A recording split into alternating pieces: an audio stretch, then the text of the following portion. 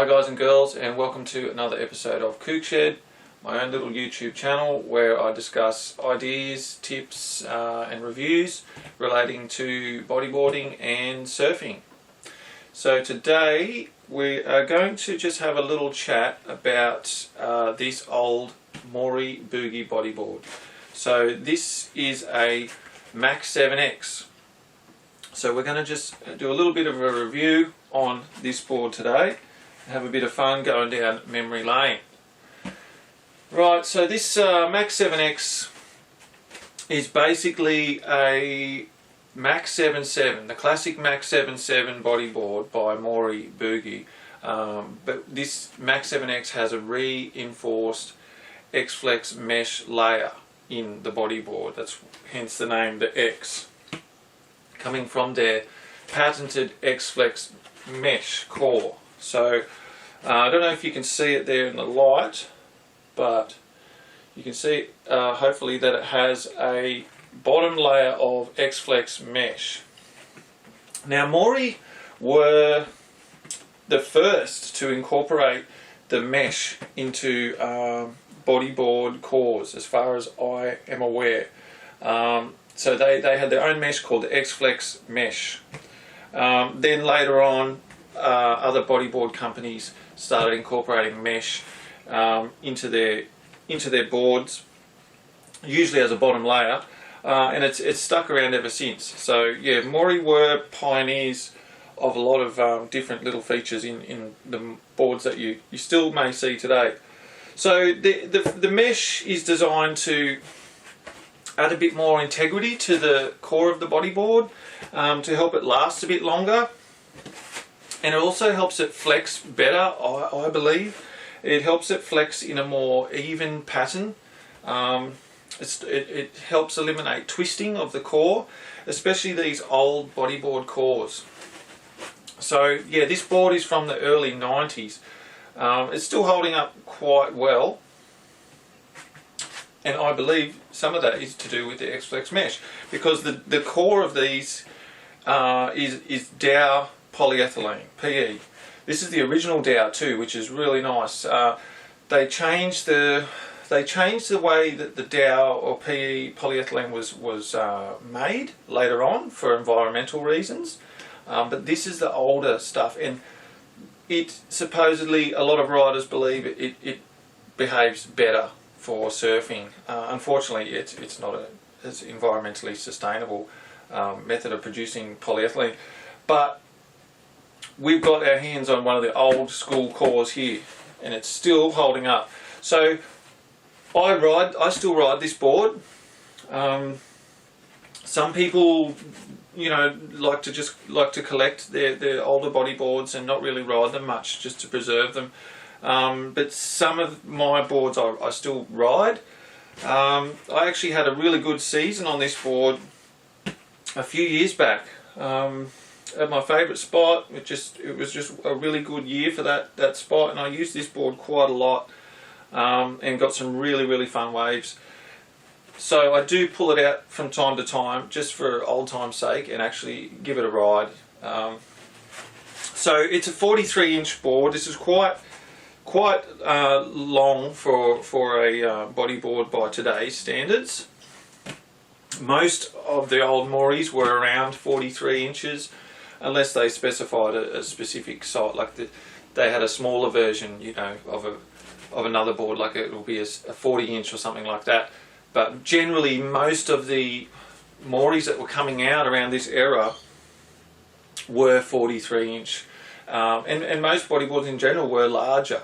So over time, the bodyboard has refined and become a little bit narrower and a little bit shorter, generally. So this is a pretty versatile shape, actually.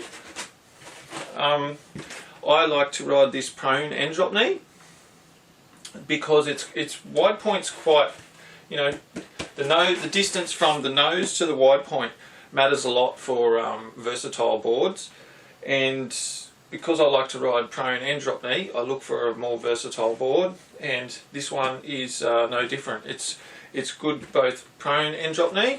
because it's wide point. The widest point of the board is down more, as opposed to a more prone board, which would have the wide point up a little higher. So yeah, a lot of the pros back in the day that rode prone and drop knee, they would prefer to ride this stock board.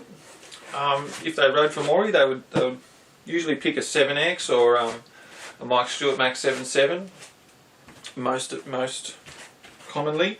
And I think that says a lot about this board's versatility. Maury had when Maury was sponsoring the pipe competition, they had a ban. You could only ride Maury bodyboards there for a while, and a lot of riders that weren't allowed to ride their own bodyboard for that comp, they would pick a Max 7X or a Mike Stewart Max 7.7. So they are good boards. They go well, and for their time, they were really good. And they're just a stock board. They weren't overly expensive, but they weren't cheap either. So you've got you can tell the age of this board by some of the features that it has or doesn't have. The rails, for instance. The rails are 60-40, so that means you got 60% rail here and 40% chine. Chine's the part that joins the top of the rail to the deck there.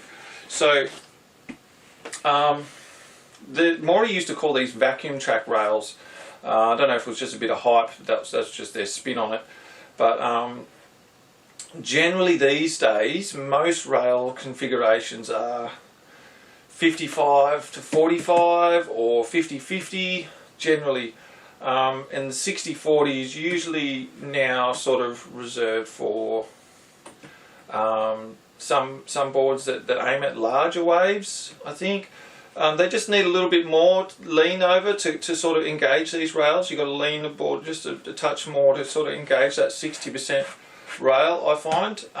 They still ride great, but I don't know, over time people have found that 55-45 seems to work better for them, and I like 55-45 as well. But yeah, a lot of the Maurys, pretty much all of them that I can recall, I'm sure someone will correct me if I'm wrong, all of them were coming out 60-40 that I can remember, because it was a combination that wasn't too bad and it worked in a lot of conditions. It got the job done. Also, the rails are only single. There's only a single piece of PE foam there. Over time, people started reinforcing the rails to add a bit of stiffness to the board, longevity as well. So this one's only got a single piece of foam there, I've noticed. Over time, yeah, they'd double up on these, or they'd add even a different type of foam underneath this one. It's like a cross-link foam, which is a bit stiffer than this PE foam. So yeah, that's another indicator of how old the board is. Also, no channels. No channels. So a lot of new boards these days come out with channels just as standard. I think they've found that they just track better in hollow waves, and they actually provide some speed in some situations and things like that. So with a lot of the old Maurys, they were all flat bottom unless they sort of specified, oh, this is a channel version model board. So yeah, this follows suit with that. It's just a standard flat bottom, which some people like.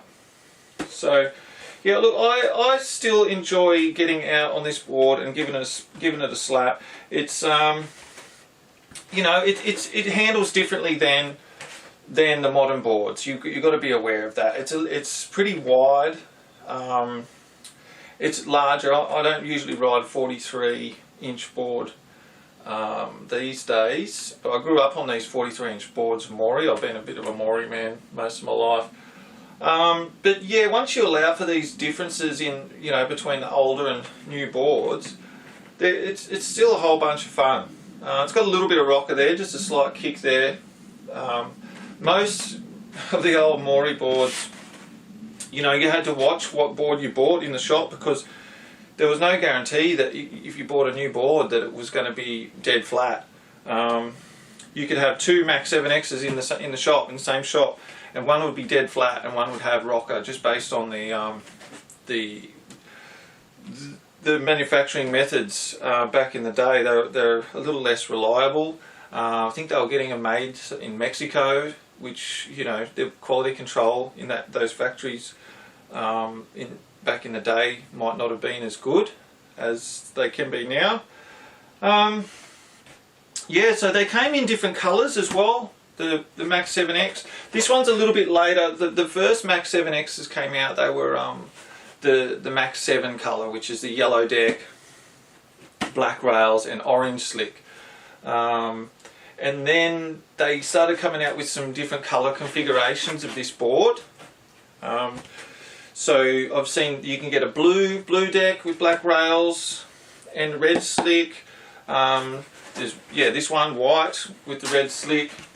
There's a couple. I've even seen a black one with dark green slick and a black one with orange slick, just like one of the Mike Stewart Max 7.7s from back in the day too. But then over the years they've kept producing these. They refine the shape. And I've seen Max 7Xs come out like in 42 later on, and they had different colours. There's also, they've kept that yellow one going, you know, from time to time they'll bring back the yellow Max 7X in all the different versions that have come out over the years of this classic board. So basically, yeah, you've got a nice old Max 7.7 with a layer of X-Flex mesh under the slick, right? And that's another thing I want to touch on, the Surlyn slick, right? So Maury was one of the first, if not the first, correct me if I'm wrong, but they were big advocates for the Surlyn slick. So Surlyn slick has now become the industry standard for bodyboard slicks for performance bottom skins due to their projection characteristics. Pardon me. And yeah, Maury was one of the first to fly the flag for this material. So this board has the Surlyn slick, which used on golf balls as well because it bounces well off the club, and it's been incorporated into these boards because they bounce well off the lip during lip manoeuvres, and they flex well out of turns and things like that. Now I remember Maury claiming they were sort of scratch resistant to some extent, but if you run this over a rock it will scratch, definitely. So yeah, there's not much else I really sort of want to touch on with the board. It's been good. I don't ride it all the time, just to preserve it a little bit, like because it doesn't have a stringer like most modern boards have stringers just standard now in them, like a stringer just straight around here. And that's why I sort of don't ride it all the time, because I sort of want to preserve it a little so I can keep riding it over the years. It's not as heavy because of that though. But yeah, it's because it doesn't have a stringer and it's only got mesh and this Dow PE core. It doesn't have Poly Pro like another standard core which we have these days. I try and sort of ride it in winter here because it's a cooler water. It doesn't flex as much and it's less likely to crease heavily due to heavy flexing and things like that. So yeah, but I still do enjoy busting this thing out and having an old school boog on it just for old time's sake. So yeah, if you've grown up with the Max 7X, if you've had experiences with the Max 7X and you like the board, let us know. If you didn't like the board, leave a comment too. If you like this review on the Maury Boogie Max 7X, hit like. And if you want to see more reviews, tips and ideas relating to bodyboarding and surfing, just subscribe, and I'll see you here next time on Kook Shed. Thanks for dropping in. Catch ya.